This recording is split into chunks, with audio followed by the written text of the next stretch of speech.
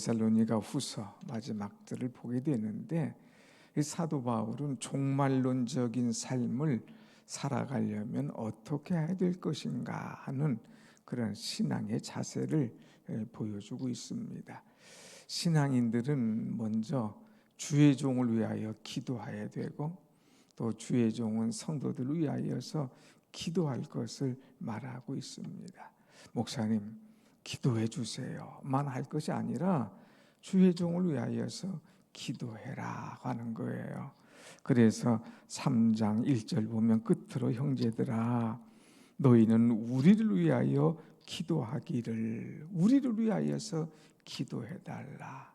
그래서 사도 바울이 이제 함께하는 사역자들, 동역자들을 위하여서 기도해달라고 하는 기도의 부탁이 있어요. 그 기도의 부탁이 어떤 것일까 보면, 이제 주의 말씀이 너희 가운데서와 같이 퍼져나가 영광스럽게 되고 그랬어요. 무엇보다도 하나님의 말씀이 이제 나가서 전파할 때에 이 데살로니가 교회에 퍼져나가는 것처럼 어디를 가든지 하나님의 말씀을 전할 때에 이 말씀이 잘 퍼져나가도록, 그래서 이 말씀이 퍼질 뿐만 아니라 심령들 가슴에 잘 박힐 수 있도록, 그래서 결론은 하나님께 영광을 돌릴 수 있도록 해달라고 하는 거예요. 하나님의 말씀이 너희 가운데서와 같이 잘 퍼져나가서 그래서 하나님께 영광을 돌릴 수 있도록 해달라고 하는 것. 주의 종들이 가장 우선시할 것은 말씀 아닙니까? 하나님, 이 말씀이 퍼져나가게 하여 주옵소서. 이 말씀을 받는 사람마다 가슴에 신앙의 못이 박히듯이 참 분명한 신앙의 못을 박아서 분명한 신앙의 사람이 되게 해달라고 기도를 부탁하고 있습니다.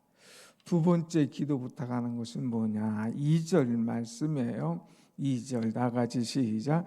또한 우리를 부당하고 악한 사람들에게서 건지시옵소서 하라. 믿음은 모든 사람의 것이 아니니라. 아멘. 여기 보면 부당하고 악한 사람들에게서 건지시옵소서 하라. 사도 바울이 이 복음을 전할 때 부당하고 악한 사람들을 얼마나 많이 만났습니까? 아주 미워하는 것은 떠나서 증오하고, 더 나가서 그를 죽이려고 하고, 돌을 던지고 그를 감옥에 가게 하고 여러 가지로 핍박하면서 모진 고난과 어려움을 많이 당했지 않습니까? 그래서 이 부당하고 악한 자들이 많이 있는데 그들 가운데서 건져달라고 하는 그런 기도를 항상 해라 이거예요.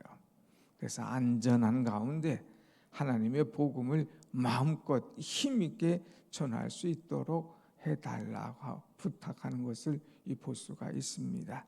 이 세상에 보면 생각지도 않게 이 부당하고 악한 사람들이 많아요. 그래서 때로는 원치도 않는 이 환난을 당하는 그런 일이 있죠. 사도 바울이 당한 그 부당하고 악한 일 이루 말할 수 없기 때문에 이런 것 가운데서 우리를 이제 건져달라고 이렇게 늘 기도를 놓치지 마라. 사망의 음침한 골짜기로 들어갈지라도 해를 받지 않도록 하나님 건져달라고 간절히 기도할 때에 성도들의 기도가 이루어질 것을 사도 바울은 확신하고 이 부탁을 하는 것입니다. 그래서 3절은 또 이제 주는 미쁘사 너희를 굳건하게 하시고 악한 자에게서 지키시리라.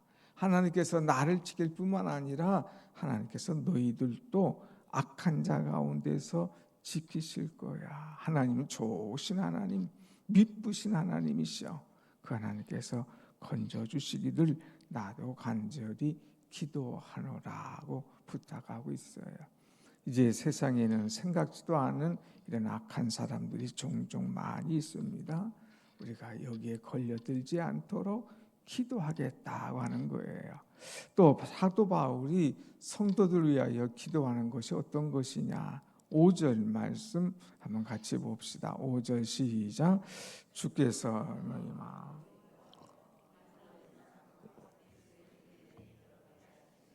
원하노라. 아멘. 주께서 너희 마음을 인도하여 그랬어요. 주님께서 너희들의 마음을 쭉 이끌어 가시기를 원한다 하는 거예요. 주님께서 인도하지 않으면 내 생각대로 딴 데로 갈 때가 있어요. 내 방법대로 흔들릴 때가 있어요. 원치도 않는 것으로 인하여 깨질 수도 있어요. 그러니까 주님께서 우리의 마음을 쭉 인도하셔서 바른 길로 가게 하기를 원한다고 하는 이 바울이 성도들을 위한 기도를 하고 있어요. 그래서 주님이 마음을 인도하여서 그들이 어디 속에 들어가기를 원하느냐? 하나님의 사랑과 하나님의 사랑하심. 하나님은 뭐예요? 사랑. 그래서 우리가 축도할 때도 하나님의 크신 사랑과 그렇게 얘기하지 않어요? 하나님은 사랑의 하나님. 또 그리스도의 인내에 들어가게 하시기를 원하노라. 주님은 어떤 분이? 인내하시는 분, 십자가를 참고 인내하시는 분, 이 무진 고난과 여러 가지 억경이 있어도 인내하시는 분. 그래서 우리 신앙인들이 하나님의 사랑을 따라서 그리스도의 인내를 따라서 우리가 살아가도록 쭉 인도하시기를 사도 바울은 기도하고 있다는 거예요. 그러니까 두 가지 기도를 부탁하고 두 가지 기도를 내가 하겠다고 하는 것이죠. 이제 내가 살아가는 동안 말씀이 잘 퍼져나갈 수 있도록, 부당하고 악한 사람들에게서 내가 어려움 당하지 않도록, 또 너희를 위하여 기도할 때 너희도 악한 사람 손에 빠지지 않도록 특별히 하나님의 선한 손이 너희를 인도하여 주도록, 그래서 하나님의 사랑과 그리스도의 인내 가운데 들어가도록 내가 기도해 주마 하는 부탁을 하고 있죠. 이 네 가지 기도를 우리가 계속한다면 우리에게도 날마다 이 하나님의 사랑과 은혜가 임할 줄로 믿습니다. 아멘. 그 다음에 이제 6절부터 이제 쭉 15절까지는 권면하고 있습니다. 신앙생활하는 데 있어서 이제 꼭 부탁할 것이 있어요. 그것이 뭐냐? 규모 있는 신앙생활을 해라. 뭔가 자기만의 루틴이 있지 않습니까? 규모 있어야지 이것이 규모 없이 흔들리면 안 된다고 하는 거예요. 특별히 신앙생활하는 사람은 이제 게을러서는 안 된다는 말씀을 주고 있어요. 6절 말씀 보면 형제들아 우리 주 예수 그리스도의 이름으로 너희를 명하노니 게으르게 행하고 우리에게서 받은 전통대로 행하지 않은 모든 형제에게서 떠나라 그랬어요. 떠나라. 여기 이 데살로니가 이 교회는 좀 게으른 사람이 있는가 봐요.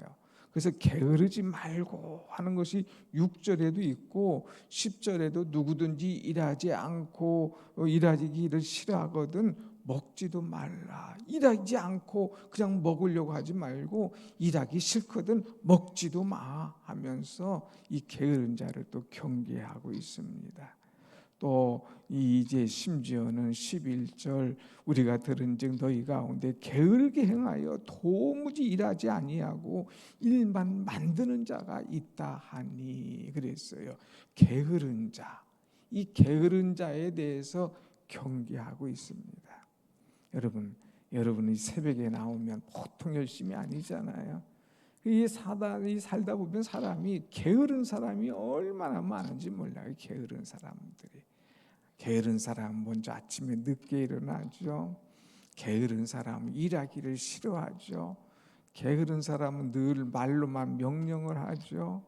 이런 게으른 사람들.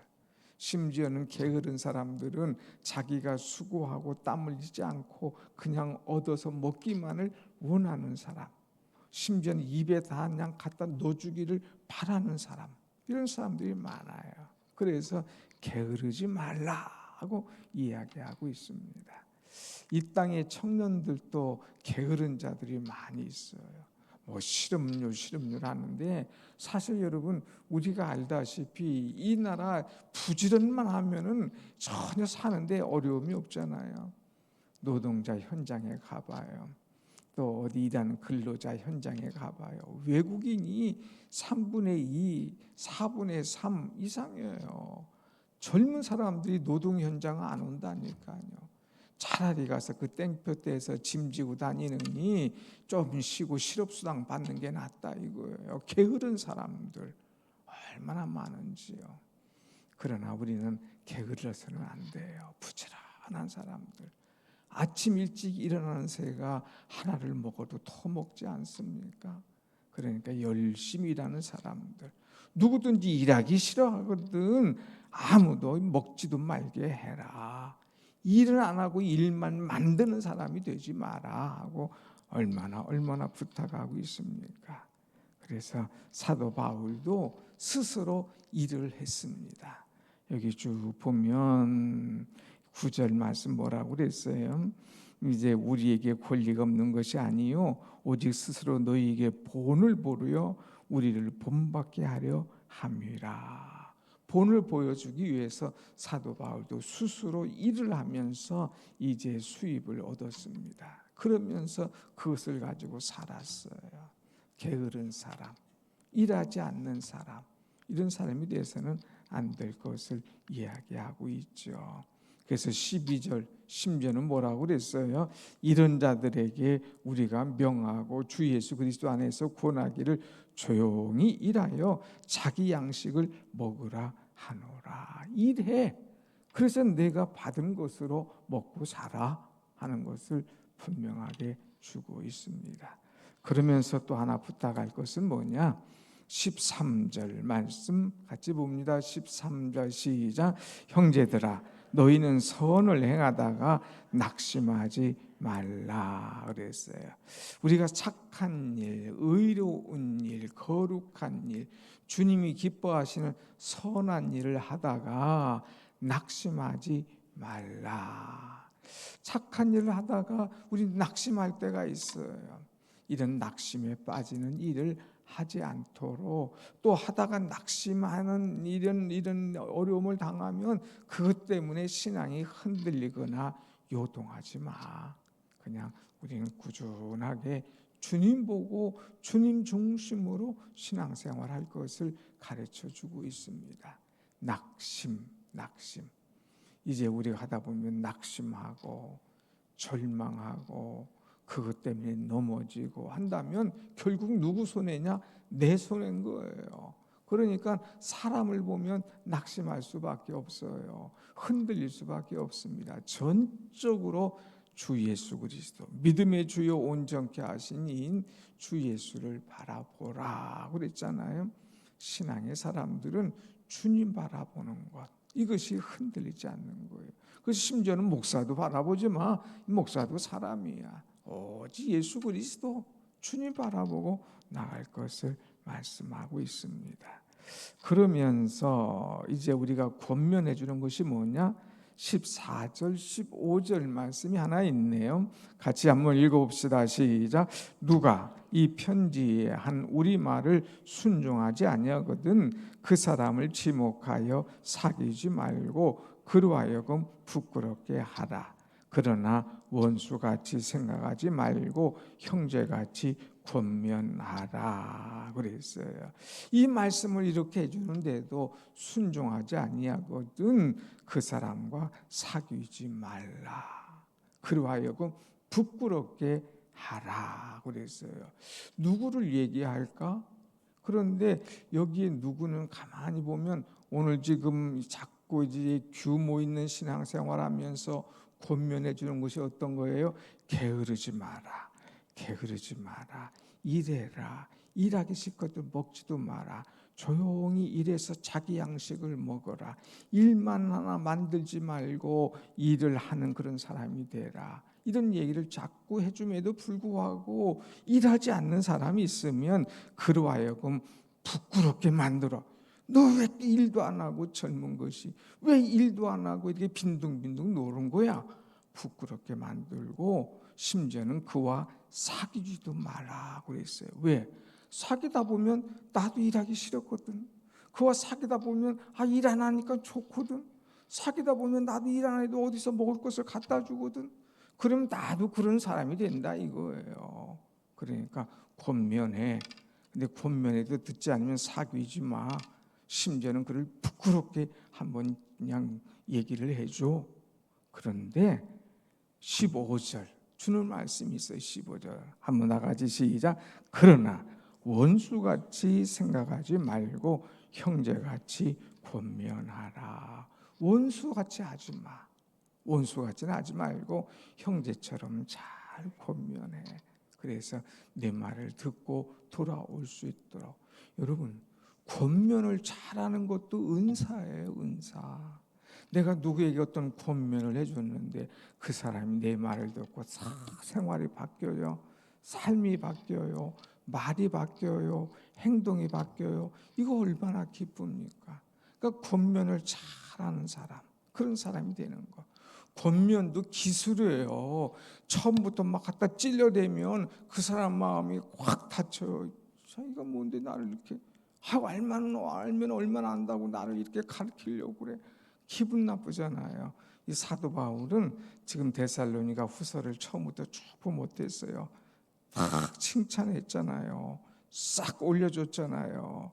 야, 너처럼 더욱더 믿음이 있는 사람, 너처럼 사랑이 있는 사람, 너처럼 이 소망의 인내를 가지고 있는 사람, 야, 그래서 이 교회가 자랑스러운 교회야 하고 그를 싹 올려준 다음에 그러나 너희가 정말 신앙으로 잘못된 신앙으로 흔들리고 있구나. 누가 뭐래도 흔들리지 말고 부끄러움 당하지 마 하면서 언젠지도 모르게 말씀으로 쑥 들어오잖아요. 그러니까 권면을 지혜롭게 기술적으로 은혜롭게 잘하는 것도 은사예요. 은사. 자, 이렇게 잘 형제같이 권면하시고 마지막 사도 바울이 축복함으로 이 편지를 마치고 있습니다. 편지. 평강의 주님께서 친히 때마다 일마다 너희에게 평강을 주시고 하나님께서 너희 교회에 평강이 있기를 원하노라. 또 18절 같이 봅시다. 시작. 우리 주 예수 그리스도의 은혜가 너희 무리에게 있을지어다. 예수님의 은혜가 너희 가운데 있을지어다 그랬어요. 시작을 어떻게 했어요? 데살로니가 후서 시작을 그리스도의 하나님의 사랑과 그리스도의 은혜가 너에게 있기를 원하노라 하면서 데살로니가 후서 1장 2절에 시작을 했잖아요. 마침도 하나님의 사랑이 그리스도의 은혜가 너희 가운데 있기를 원하노라 하고 마쳤어요. 친필로 딱 쓰고 사인을 한 것을 보게 됩니다. 오늘 여러분 이 시대를 살아가면서 여러 가지로 우리를 요동하고 우리를 미혹해도 흔들리지 말고 하나님의 사랑 속에서 또 그리스도의 이 참 은혜 속에서 항상 평안과 감사로 살아가는 여러분의 삶이 되시기를 간절히 축원합니다. 아멘.